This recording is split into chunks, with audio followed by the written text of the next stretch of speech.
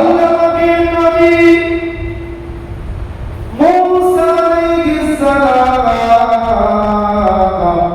যখন ঘোড়াকে পিঠে যখন কবরের ভিতরে নামাজ আদায় করছে, নবী মুসা আলাইহিস সালাম আবার একই টাইমে বাইতুল মুকাদ্দাসে আমার নবী পাকের পিছনে নামাজ আদায় করছে।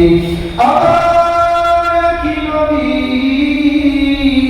নবী মুসা আলাইহিস সালাম আমার ষষ্ঠ স্থানে আল্লাহ নবীর সঙ্গে দিদার হয়ে গেল। নবী মুসা আলাইহিস সালাম আমাদের নবীকে বারবার বললেন, ও নবী মুহাম্মদ সাল্লাল্লাহু আলাইহি ওয়াসাল্লাম, আবার ফিরে যাও, তোমার উম্মত 50 ওয়াক্ত নামাজ আদায় করতে পারবে না। নবী মুসা ফিরে গেছে বারবার কেন? তাহলে একই নবী 3 জায়গায় যখন দেখা হয়েছে, যারা বলে যে নবীদের রূহ দুনিয়া আসে কি করে, কিভাবে আসে? তারা তো কবরে শুয়ে পড়েছে, তারা তো মানে মৃত্যু বরণ করছে, তারা তার দুনিয়া আসতে পারে না। অনেকে বলে আসলে তারা ইতিহাস জানে আর হাদিসের সহিহ ব্যাখ্যাগুলো তারা জানে না, যে নবীর রূহ, নবী তো সে আমল করছে, তার সাথে সাক্ষাৎ করে জ্বলন্ত প্রমাণ, তারা এগুলো মানে না, এগুলো হাদিস তারা মানে না। একই নবী মুসা আলাইহিস সালাম কবরের ভিতরে নামাজ আদায় করছে, আবার সেই নবী মুসা আলাইহিস সালাম একই টাইমে বাইতুল মুকাদ্দাসে নামাজ আদায় করছে, আবার একই টাইমের ভিতরে ষষ্ঠ আসমানে আমাদের নবীর সঙ্গে দিদার হয়েছে। বলুন সুবহানাল্লাহ। আর নবী পাককে নামাজ পড়ানোর জন্য কিন্তু মুসা নবী পাঠায় না, নামাজ পড়ানোর জন্য উদ্দেশ্য কিন্তু আলাদা ছিল, নামাজ পড়ানোর জন্য পাঠাচ্ছে, কিন্তু উদ্দেশ্য ছিল আলাদা। যখন কোনো হাজী সাহেব হজ থেকে ফেরার পরে বা ওমরা করে ফেরার পরে বাড়িতে আসে, আমরা তাদের সঙ্গে সাক্ষাৎ করতে চাই। সাক্ষাৎ করি এই জন্য যে আল্লাহ তোমার কাবা বাইতুল্লাহ শরীফ আমরা দেখতে পারি, কিন্তু ছোট্ট কাবা দেখা মানুষের কিন্তু চোখে দেখতে পাচ্ছি। আল্লাহ আলহামদুলিল্লাহ, নিজে টাকা করবো হাজী সাহেবের সঙ্গে সাক্ষাৎ করতে চাই। আল্লাহ তোমার কাবা বাইতুল্লাহ সচক্ষে দেখতে পারি। আল্লাহ কাবা বাইতুল্লাহ সচক্ষে দেখিবে। আল্লাহ সত্য কাবা দেখা মানুষগুলো আল্লাহ সত্য বাড়িতে ফিরেছে। আল্লাহ অত্যন্ত কাবা বাইতুল্লাহ যারা সচক্ষে দেখেছে তাদেরকে একটু সচক্ষে দর্শন করতে পারছি। আল্লাহ এই উদ্দেশ্য হাজী সাহেবদেরকে আমরা সাক্ষাৎ লাভ করি। আল্লাহ নবী মুসা আলাইহিস সালাম বারবার আল্লাহ নবীকে বারবার সপ্তম আসমানে আল্লাহ পাকের কাছে পাঠিয়ে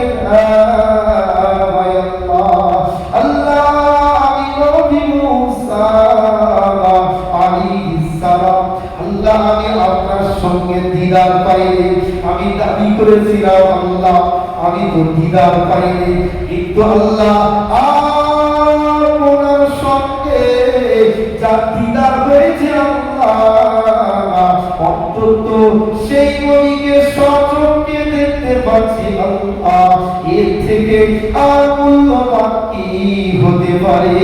ওই জন্য নবী মুসা আলাইহিস সালাম আল্লাহর কাছে পাঠিয়ে দেন, ও নবী মুহাম্মদ আর একবার যাও, তোমার উম্মত এত নামাজ আদায় করতে পারবে না, তোমার উম্মতের কষ্টকর হয়ে যাবে।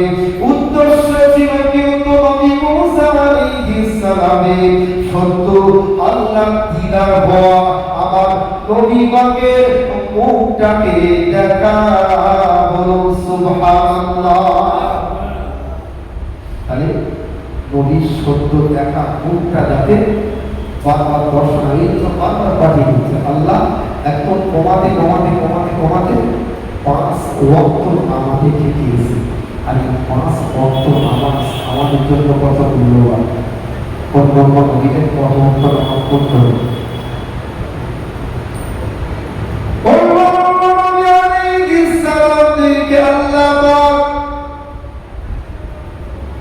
এমনকি বনি ইসরাইলের যুগে একজন মানুষ সারা নফল নামাজে ইবাদত করতে, দিনের বেলাতে যুদ্ধের ময়দানে যেতে সারা নফল নামাজে আল্লাহ পাকের ইবাদতে মগ্ন থাকতে। আল্লাহ কাছে বললেন, আল্লাহ ও রব্বুল আলামিন, আল্লাহ পাক আল্লাহ, আমি আর কতদিন আপনার প্রিয় ভক্ত হতে গেলে আল্লাহ আর কতটা আপনার ইবাদত করতে হবে। আল্লাহ পাক উম্মতে মুহাম্মাদীদের জন্য আল্লাহ পাক যে ওয়াফাত দিয়েছে লাইলাতুল কদর, নবী পাক যখন আল্লাহর কাছে একবার উম্মতের জন্য যখন অভিযোগ করছে বা তাদের শাস্তির জন্য যখন কথোপকথন হচ্ছে, তখন জানিয়ে দিলেন তোমার উম্মতের জন্য লাইলাতুল কদর হচ্ছে রাতটা, এটা 1000 মাসের থেকে গুরুত্বপূর্ণ।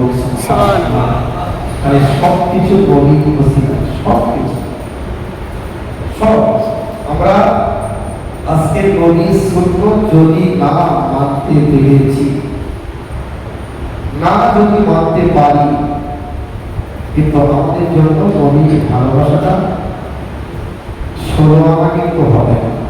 এখন 100% ভালোবাসা আমাদের জন্য হবে না। সবচেয়ে বড় এটা হলো নবী পাকের সত্যগুলো আস্তে আস্তে আমাদের একের পর এক, যেগুলো সবার একেবারে করা আমাদের ভিতরে যে সুন্নতগুলো, বিশেষ করে সৃষ্টির সর্বশ্রেষ্ঠ যে ইবাদত নামাজের পর নামাজ, সেই নামাজের ভিতরে সুন্নতগুলো আস্তে আস্তে আঁকড়ে থাকে। তো আল্লাহ নবী যে কথা বলছিলাম, মুহাম্মদ সাল্লাল্লাহু আলাইহি ওয়াসাল্লাম যখন পৃথিবীর জমিনে কলেমার দাওয়াত যখন শুরু করলেন, নবী পাকের 70 তখন তৈরি হয়ে গেল। দাওয়াত যখন শুরু করলেন, তার আগে কিন্তু নবী পাকের কোনো 70 ছিল। নবী পাক একদিন আম্মাজান খাদিজাতুল কুবরা রাদিয়াল্লাহু তাআলা আনহা, তখন নবী পাকের বিবাহ হয়নি, 25 বছর বয়স, যখন আবু তালিব নবী পাককে সঙ্গে করে নিয়ে আম্মাজান খাদিজাতুল কুবরা রাদিয়াল্লাহু তাআলা আনহার বাড়িতে নিয়ে গেলেন। কিসের জন্য? যে কোন একটা কাজ যদি পাওয়া যায়। আবু তালিব খাদিজাতুল কুবরা রাদিয়াল্লাহু তাআলা আনহাকে বললেন যে, দেখো এই মুহাম্মদ সাল্লাল্লাহু আলাইহি ওয়াসাল্লাম কোন একটা কাজের একটা ব্যবস্থা করলেন। আর আরবের ভিতরে একটা ব্যবসায়ী ছিল, প্রভাবশালী প্রসিদ্ধ ব্যবসায়ী ছিল আম্মাজান খাদিজাতুল কুবরা রাদিয়াল্লাহু তাআলা আনহা। তখন নবী পাককে যখন নিয়ে গেলেন, আম্মাজান খাদিজা নবী পাকের পায়ে একদিকে তাকিয়ে আছে। অন্য বহুজান জিজ্ঞাসা করছেন যে, তুমি ওই যুবকের পরে একদিকে তাকিয়ে আছো কেন, কিসের জন্য? তখন বলতে দিয়েছি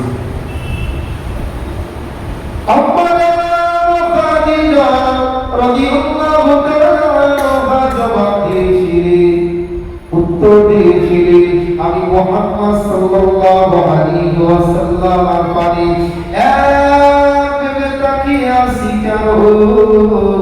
আমি দেখতে পাচ্ছি ওই যুবকের কপালের ভিতরে 7 আসমানের জমিনটা দেখা হাজার খাদিজাতুল কুবরা দেখে অবাক হয়ে গেলে সঙ্গে সঙ্গে আমার নবী পাককে অ্যাকসেপ্ট করে নিলে তার ব্যবসায়িক ম্যানেজারের জন্য। ব্যবসায়িক ম্যানেজারের দায়িত্ব পাওয়া, তারপরে বহু ঘটনা। সর্বোপরি সবাই অল্প সবকে ঘরে আসে, মাত্র কয়েক সময় আছে, দুটো চারটে কথা এত